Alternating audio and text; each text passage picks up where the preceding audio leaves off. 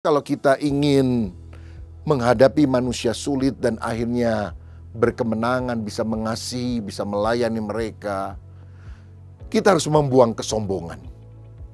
Kita harus memilih sikap rendah hati. Seperti Yesus yang mencuci kaki murid-muridnya dengan sikap hati seorang hamba. Saudara tahu orang itu ribut kenapa? Karena sombong, karena nggak mau kalah. Kalau ngomong mau menang sendiri. Satu kali ada dua orang anak SMP habis pelajaran geografi saling menyombongkan orang tuanya masing-masing. Yang pertama bilang gini, kamu dengar nggak tadi guru geografi ngajarin kita bahwa di Israel itu ada terusan namanya terusan Suez. Oh ya, saya juga dengar kata temennya. Emang kenapa? Kamu tahu nggak siapa yang menggali terusan Suez? Ayah saya katanya. Oh, temennya jengkel, belagu amat dia bilang. Lalu dia bilang, kamu juga tadi dengar kan? Di Israel itu ada laut namanya Laut Mati. Kamu tahu siapa yang membunuhnya? Ayah saya yang membunuhnya. Jadi laut hidup itu berubah jadi laut mati. Lah ini loh saudara, orang yang saling menyombongkan diri satu dengan yang lain, ngomong gak mau kalah.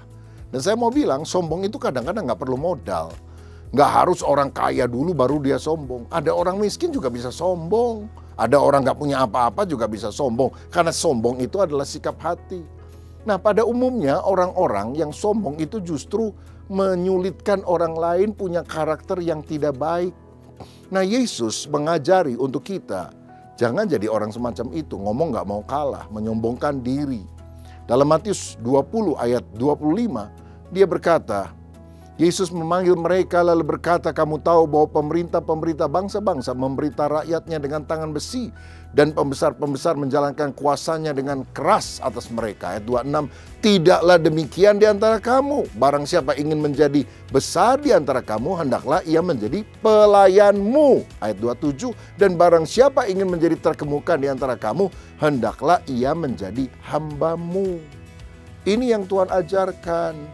Kita ini bisa belajar mengasihi orang yang ada di sekitar kita, apapun ragam bentuk, sifat, temperamen, dan karakternya, kalau kita belajar memiliki hati hamba.